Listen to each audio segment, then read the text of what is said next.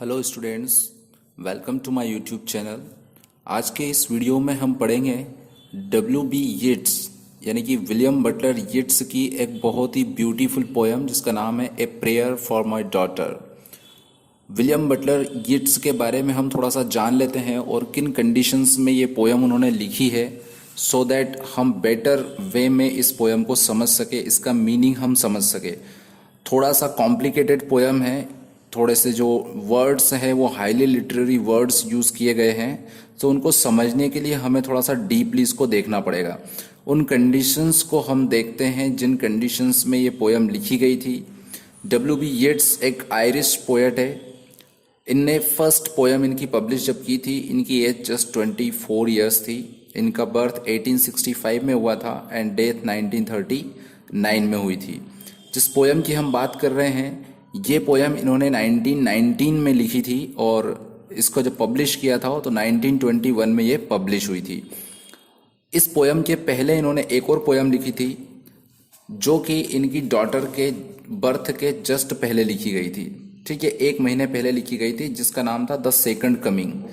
और ये जो पोएम लिखी है a prayer for my daughter, ये जस्ट इनकी बेटी जिनका नाम इन्होंने रखा था एनी, उसके जन्म के जस्ट बाद इन्होंने 2-4 दिन बाद ये पोएम लिखी थी।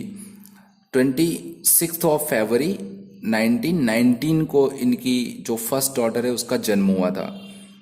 वो कंडीशंस 1919 की यानी कि अर्ली 20th सेंचुरी, वो कंडीशन जो थी वो वार लाइक सिचुएशन थी। मींस सबसे पहले तो 1916 में एक ईस्टर रेबेलियन जो है वो हुआ था, आयरलैंड में ब्लडशेड हुआ था, एक वार हुआ था। उसके बाद आयरिश सिविल वॉर स्टार्ट हुआ और उसी के साथ जो है वर्ल्ड वार फर्स्ट भी हुआ था। तो चारों तरफ पूरे वर्ल्ड में जो है वो कैसी सिचुएशन थी, बिल्कुल वायलेंट सिचुएशन थी। चारों तरफ हिंसात्मक प्रवृत्तियां जो है वो पैदा हुई थी। चारों तरफ युद्ध और खून खराबे के अलावा कुछ नहीं हो रहा था। तो एक तो ये टेंशन थी। दूसरा जो है, जो पोएट है उनका एक सीरियस लव अफेयर हुआ था मॉड गॉन नाम की एक लड़की से, जिसमें ये फेल हो गए थे। तो वो भी इनके ऊपर, उनकी मेमोरी पर पेन फुल था। इसके बाद इन्होंने पीस को तलाशने के लिए, शांति को तलाशने के लिए, कंफर्टेबल लाइफ जीने के लिए इन्होंने क्या किया, एक लड़की से शादी करी जिसका नाम था गॉर्गी हाइडलेस। वो 1917 में इनने शादी करी। उसके बाद इनकी फर्स्ट डॉटर का जन्म हुआ जिसका नाम एनी है और उसी के लिए पोएम उन्होंने लिखी है। एनी ने जैसे ही जन्म लिया उसके तुरंत बाद उन्होंने ये पोएम जो है वो लिखी थी। इसके बाद जैसे ही इनकी शादी हुई, इसके बाद इन्होंने एक टावर खरीदा। कहाँ पर खरीदा? वो थॉर बैलेल कैस्टल में ये टावर खरीदा। इनका घर था, मतलब ताकि ये अपनी वाइफ के साथ कंफर्टेबल लाइफ जी सके। इस टावर, ये जो टावर है, इस टावर का भी यूज इस पोएम में आएगा, इस डिटेल इसमें आएगी और वो उनकी पर्सनल सिंबल को रिफ्लेक्ट करने के लिए। स्टूडेंट्स, इस पोएम में कई सारे सिंबॉलिक वर्ड्स यूज किए हैं जो एक्चुअल में पोएट जो कहना चाहता है वो लिख नहीं रहा है और जो लिख रहा है वो कहना नहीं चाह रहा है। तो हम इस पोएम के बारे में पढ़ते हैं और समझते हैं। ये पोएम 10 स्टेंजास की है। Each stanza has 8 lines. 8 लाइनों का एक स्टेंजा है और 10 स्टेंजा इसमें है।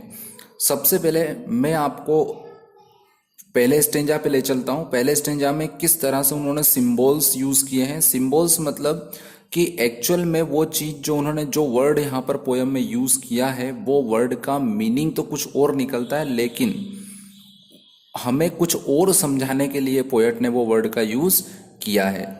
A prayer for my daughter means जो न्यू बॉर्न डॉटर है उसके लिए पोएट प्रे करता है, उसके अच्छे फ्यूचर के लिए प्रे करता है, वो उसकी ब्यूटी के बारे में प्रे करता है, कई सारी चीज़ों के बारे में वो प्रे करता है भगवान से कि वो कैसी होना चाहिए।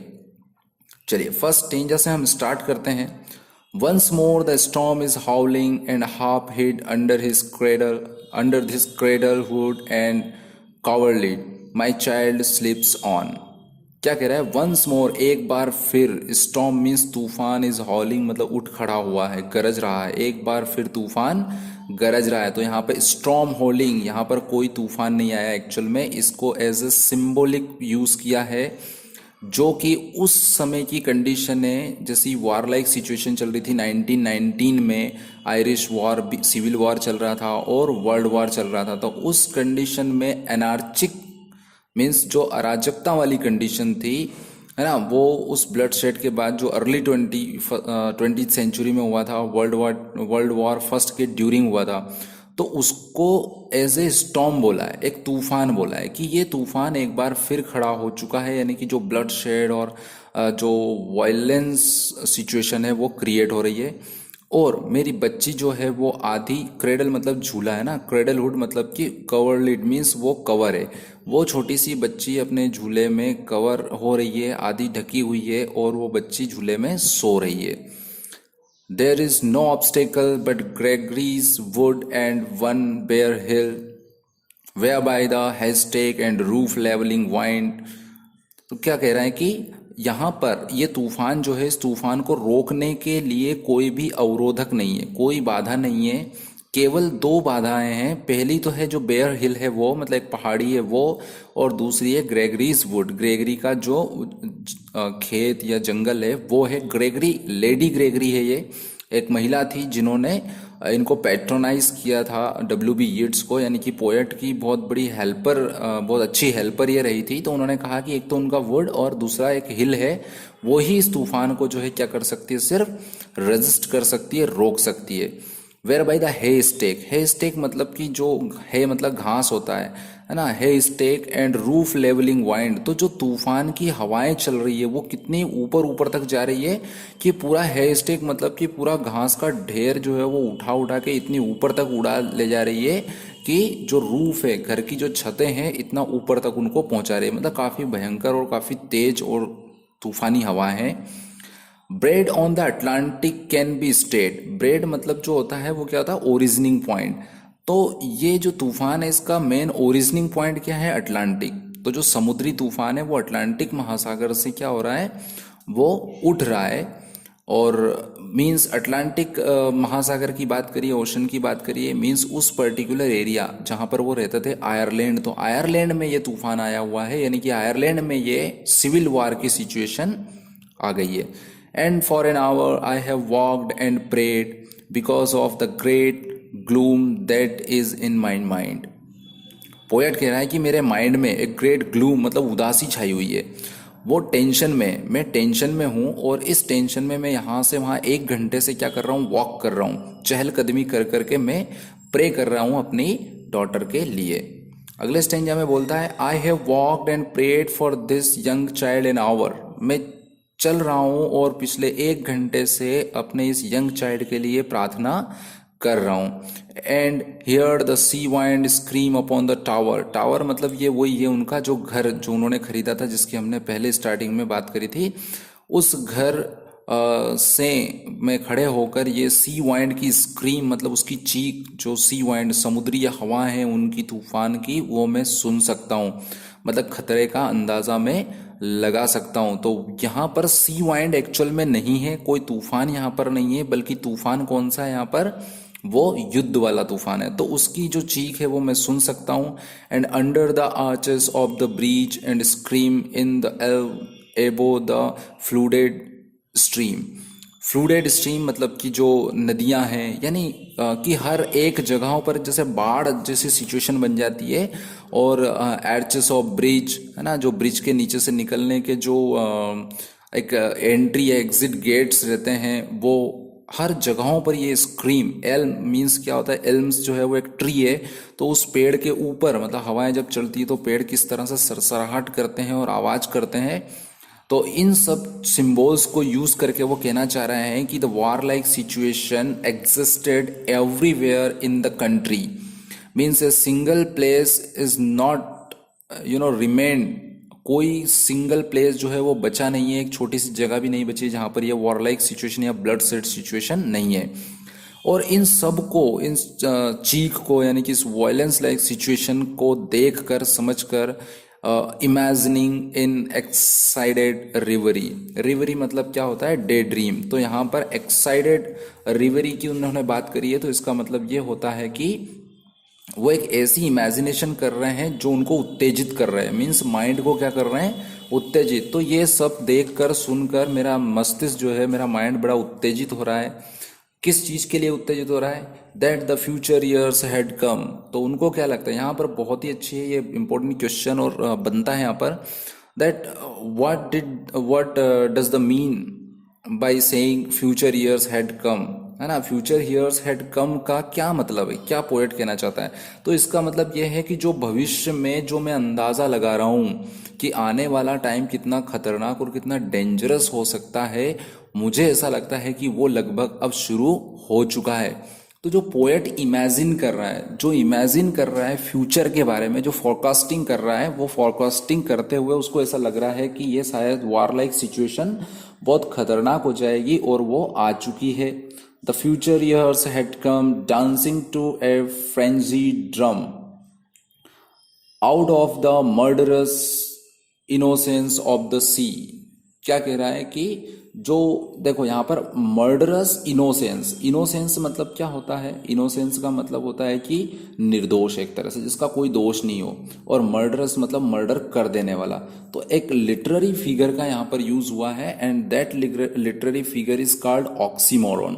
ऑक्सीमोरॉन का मतलब क्या होता है? When we are describing something but two things are means one thing is described in contrary characters, है ना। मीन्स उसका एक कैरेक्टर नहीं, दो कैरेक्टर हम यूज कर रहे हैं और एक दूसरे के अपोजिट, जैसे कि useful and useless, faithful and unfaithful, तो दोनों ही एक के लिए यूज करना, that is oxymoron.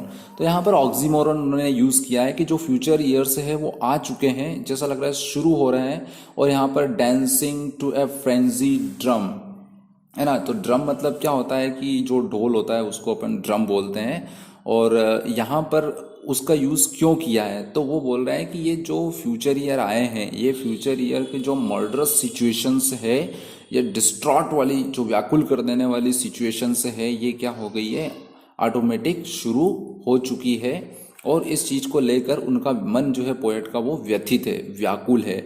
Out of the murderous innocence of the sea, इसका मतलब वो ये कहना चाह रहा है कि जो सी है वो बहुत इनोसेंट है, उसका कोई दोष नहीं है, लेकिन तूफान आने से लोग उसकी चपेट में आ जाते हैं और मर जाते हैं।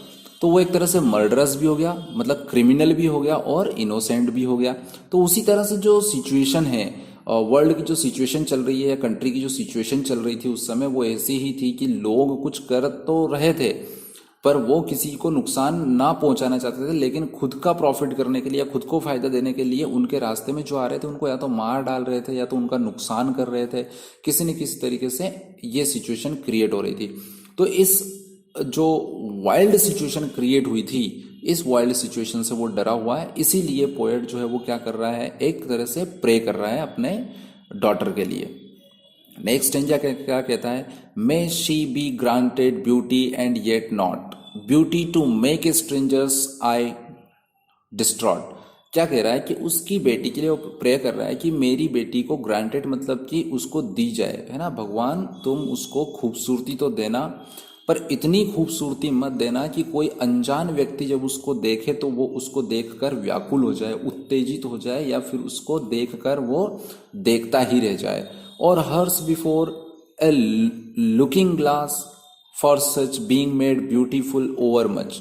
ओवर मच मतलब extraordinary.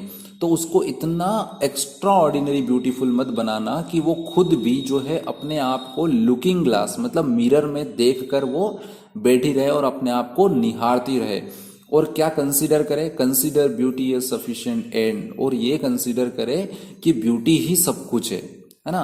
Without caring about the quality of mind and heart, heart की क्वालिटी की परवाह ना करते हुए, है ना, टैलेंट की परवाह ना करते हुए, वो सिर्फ फिजिकल ब्यूटी को ही सब कुछ समझ बैठे और वो ही दुनिया है और वो ही जीवन का अंत है, ऐसा वो समझ बैठे। ऐसी खूबसूरती उसको मत देना।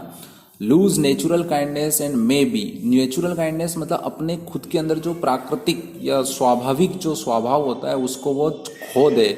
May be the heart revealing intimacy, और शायद वो हार्ट रिवेलिंग इंटीमेसी मतलब सिंसियर लव और अफेक्शन जो रहता है उसको भी वो भूल जाए, सिर्फ दिखावे पर वो भरोसा करे। That chooses right friend. और ये हार्ट रिवेलिंग इंटीमेसी जो रहती है इसी से ही सही दोस्त की पहचान होती है और सही दोस्त बनते हैं।